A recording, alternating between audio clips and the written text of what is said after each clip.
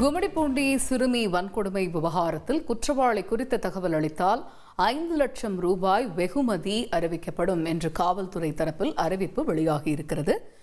இது பற்றிய கூடுதல் தகவல்களை செய்தியாளர் சாலமன் விவரிக்க கேட்போம். Solomon, over to you.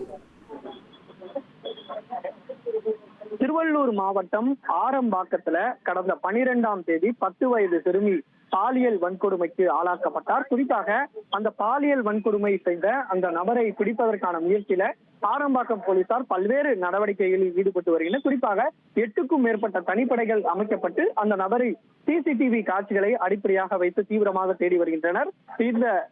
இந்த தனிப்படை அமைக்கப்பட்டும் குற்றவாளி இன்னும் கைது செய்யப்படாமல் இருப்பதால பல்வேறு தொழில்நுட்பங்களையும் கையாண்டு வருகின்றனர். அந்த தொழில்நுட்பம் மூலமாக அந்த அடையாளம் காணப்பட்ட அந்த நபரோட புகைப்படத்தை அனைத்து ரயில் நிலையம் மற்றும் பேருந்து நிலையத்துல கொடுக்கப்பட்டு இந்த நபர் தொடர்பான தகவல்கள் ஏதேனும் தெரிந்தால் பொதுமக்கள் உடனடியாக திருவள்ளூர் மாவட்டத்துக்கு எண்ணிற்கு தொலைபேசி எண்ணிற்கு தொடர்பு கொள்ளலாம் எனவும் திருவள்ளூர் மாவட்ட போலீசார் தரப்புல ஒரு தகவல் தெரிவிக்கப்பட்ட நிலையில தற்போது அடுத்த கட்டமாக இந்த போக்சோ வழக்கு குற்றவாளி தொடர்பான தகவல்களை பொதுமக்கள் தந்தால் அவர்களுக்கு 5 லட்சம் ரூபாய் சன்மானமாக வழங்கப்படும் என தமிழக காவல்துறை தரப்புல ஒரு தகவலானது தெரிவிக்கப்பட்டிருக்கிறது.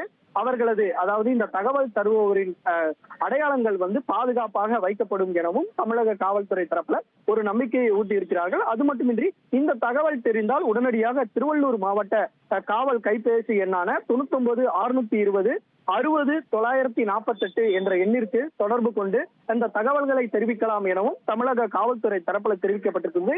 இது தொடர்பாக அந்த சந்தேக நபரோட புகைப்படம் இணைப்புடன் இந்த 5 லட்சம் ரூபாய் சன்மானம் வழங்கப்படும் எனவும் தமிழக காவல்துறை தரப்புல ஒரு அறிவிப்பானது வெளியிட்டிருக்கிறது.